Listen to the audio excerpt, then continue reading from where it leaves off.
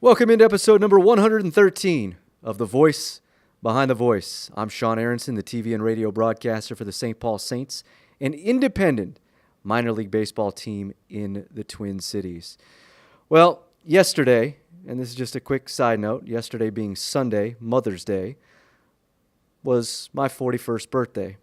But I don't bring this up because I want to bring up my birthday. I want to bring up what happened the day before, on May 12th, as I got an early birthday present. Our manager, who I've been with every step of the way for now going on my 12th season with the St. Paul Saints, he was away this weekend for his daughter's graduation. And I could not remember in the 12 years of me being here, our manager, George, not being here for a game. We had our first exhibition game on Saturday against a local town ball team, something that we've done for the last 10 years. And when he told me he wasn't going to be here for the game, I asked him if I could manage the game. Okay, it's something that broadcasters never get a chance to do. And he said, sure, he's not a problem. It's all yours.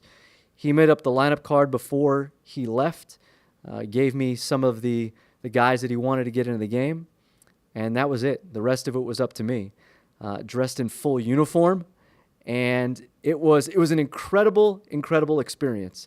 Something that I never thought I would get to do, but to be in the dugout for a game and to hear everything that goes on. I got the opportunity to make a pitching change, go out to the mound, signal to the bullpen, made some changes during the game, again, per his instructions.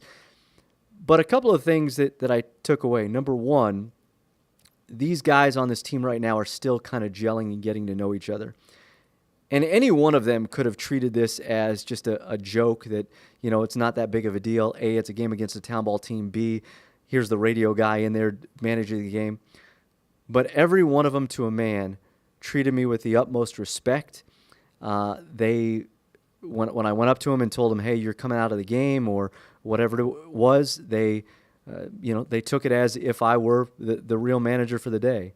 They went so far. They called me Skip. They did that whole thing. It was a lot of fun. It really was. At the end of the game, we won 12-1.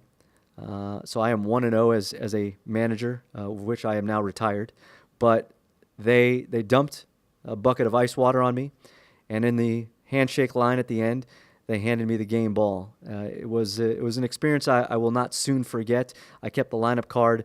I think I'm going to have everything kind of framed and hang it up. Again, it's an exhibition game. It doesn't mean a lot, but again, it's something that as a broadcaster you never ever get to do. But it gave me a little bit of insight to what it's like when I get up into the booth, and now I understand a little bit of what went on in the dugout, the chatter, the things that go on between the pitching coach and the hitting coach and the manager and the players and things that are said. I have a little bit more insight now. So it was really, really cool, and I can't thank George enough for allowing me to do that.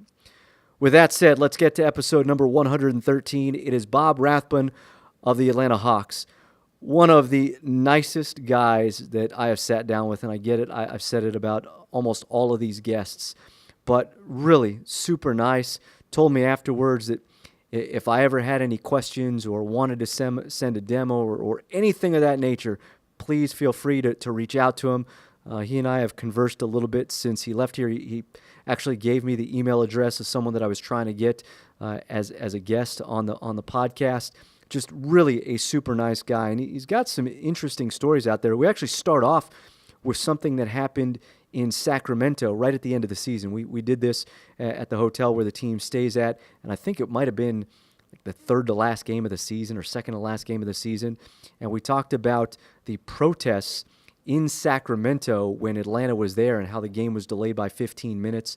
We also talk about what it was like for him to but take the job of Ernie Harwell. For those of you that don't remember, Ernie Harwell was the longtime and Hall of Fame broadcaster for the Detroit Tigers. The Tigers actually let him go for about a year. Well, Bob was the guy, along with Rick Riz, who now does the Seattle Mariners, that took his spot, that took Ernie Harwell's spot. So we talk about that as well. If you've not subscribed to the podcast, you can do so on iTunes or wherever you get your podcast. Be sure to rate it. And again, on social media, you can follow us on Twitter at The Voice BTV, Facebook, facebook.com/TheVoiceBTV, and you can always email me, thevoicebtv@gmail.com. By the way, one other note, today as we record this, our first home exhibition game season gets started on Friday. So the next open that I record, because we try to do all these, video-wise, our first home game is a week from today. Probably not going to record on that, so we're probably going to record a little bit earlier for next week's open, but we'll talk about that then. So with that said, let's get to episode number 113. JW, roll the open. And he said, well, boys, he said, I just feel like we need to right a wrong. We get in the meeting after the season's over. So, well, how are we going to do this? Well, I want to bring Ernie back. Well, or we leave. We both got contracts. What are we going to do? They said, well, Rick's got it in his contract that he's going to broadcast 6 innings a game. And we want Ernie to do 3. So, Bob, I guess you're out. I mean, you could do pre and post and whatever. We'll honor your contract. You can still be with the team and all that stuff. But he said, but I guess you're out. And Rick stands up and he says, nope, we're not doing that.